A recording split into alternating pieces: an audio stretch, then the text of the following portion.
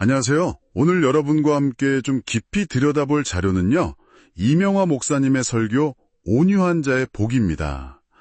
이게 힘이 지배하는 세상에서 온유한 자가 복이 있고 땅을 기업으로 받는다는 예수님 말씀. 처음 들으면 좀 그렇지 않나요? 네, 그렇죠. 특히 그게 로마의 힘, 팍스 로마나가 세상을 그냥 꽉 쥐고 있던 시대에 나온 말씀이니까요. 다들 뭔가 강력한 메시아, 힘 있는 구원자를 기대했는데 예수님은 오히려 온유함이 더 큰 힘이다.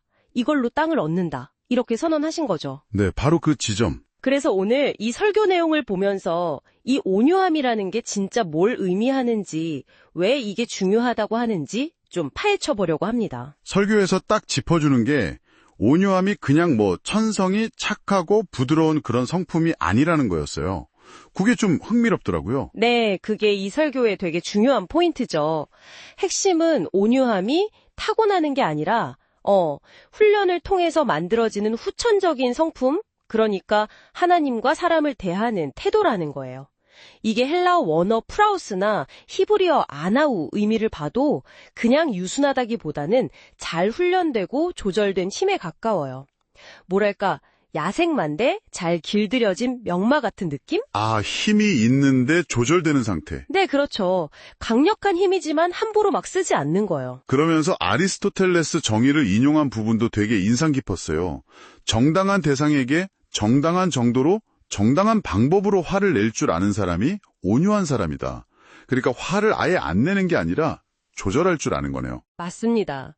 그게 중요한 게 통제되지 않는 힘은 막 파괴적이잖아요. 근데 스스로 제어할 수 있는 힘, 이게 진짜 강하고 어쩌면 더 무서운 힘이라는 거죠. 설교에서 나온 비유처럼 칼집에 있는 칼 같은 거예요. 언제든 뽑을 수 있는 날카로움을 가졌기 때문에 오히려 함부로 안 휘두르는 그 절제가 더 힘이 있다는 거죠. 그냥 힘이 없는 거랑은 완전 다르군요. 그렇죠. 차원이 다른 거죠. 성경 인물들 예시도 도움이 많이 됐어요. 특히 모세. 젊었을 때는 진짜 혈기가 막 대반해서 사람까지 죽였는데 나중에는 성경에서 지면의 모든 사람보다 더 온유하다 이렇게 불렸다는 게 어떻게 그게 가능했을까요? 설교에서는 그 모세가 미디안 광야에서 보낸 40년 있잖아요. 그 시간이 그냥 도망쳐서 숨어 지내는 게 아니라 자신의 그 강한 기질, 그 야성을 통제하는 법을 배우는 연단의 시간이라고 해석해요. 여기서 중요한 건 그 강한 기질 자체가 없어진 게 아니라는 거예요. 오히려 하나님의 목적에 맞게 잘 통제되고 방향이 잡힌 거죠. 에너지는 그대로 있는데 그걸 다르게 쓰는 법을 배운 거군요. 네, 그렇죠. 처음에는 기독교인 핍박했던 사도 바울이나 다혈질이었던 베드로도 마찬가지고요. 다들 예수를 만나고 성령의 은혜로 변화되면서 온유함을 갖추게 되었다.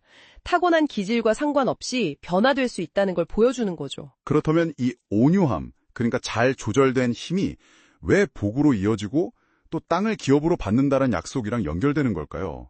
이게 그냥 착하게 살면 땅 부자 된다 이런 뜻은 아닐 것 같은데요? 설교에 따르면 여기서 땅이라는 게 구약의 가나안 땅처럼 실제적인 축복의 공간이기도 하지만 신학적인 관점에서는 더 넓게 봐서 하나님 나라 그리고 그 나라의 일을 감당할 자격, 뭐랄까 하늘의 신령한 복까지 포함하는 포괄적인 개념이거든요.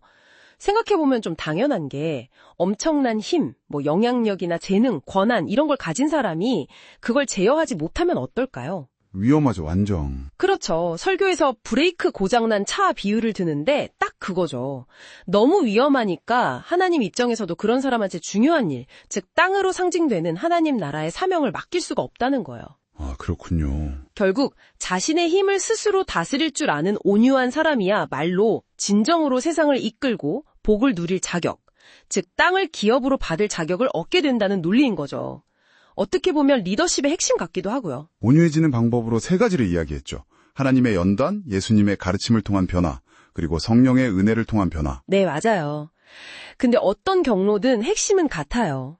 자신의 내면에 있는 그 강한 에너지, 기질, 때로는 분노까지도 파괴적으로 막 분출하는 게 아니라 더 큰 목적을 위해서 의식적으로 조절하고 다스리는 그 내면의 힘을 기르는 과정이라는 거죠.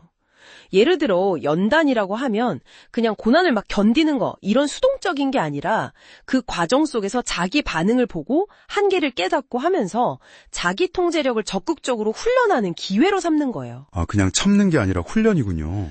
그렇죠. 뭐랄까, 강철을 담금질 하듯이 압력 속에서 더 강하면서도 유연한 내면을 만들어가는 과정인 셈이죠. 오늘 쭉 살펴본 내용을 한번 정리해보면 진짜 강함이라는 건 겉으로 막 드러내는 힘 자랑이 아니라 내 안의 힘을 잘 통제하고 다스리는 온유함에 있다 이런 거네요.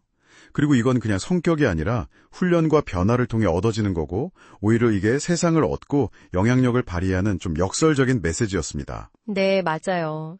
그래서 마지막으로 여러분께 이런 질문 한번 던져보고 싶어요. 살면서 뭔가 본능적으로 확 맞서거나 즉각적으로 반응하고 싶을 때 있잖아요. 그때 의식적으로 한 걸음 딱 물러나서 자신의 힘이나 감정을 조절하고 좀 다른 방식으로 접근했을 때 오히려 결과가 더 좋았다거나 예상치 못한 긍정적인 결과를 얻었던 경험 혹시 없으신가요?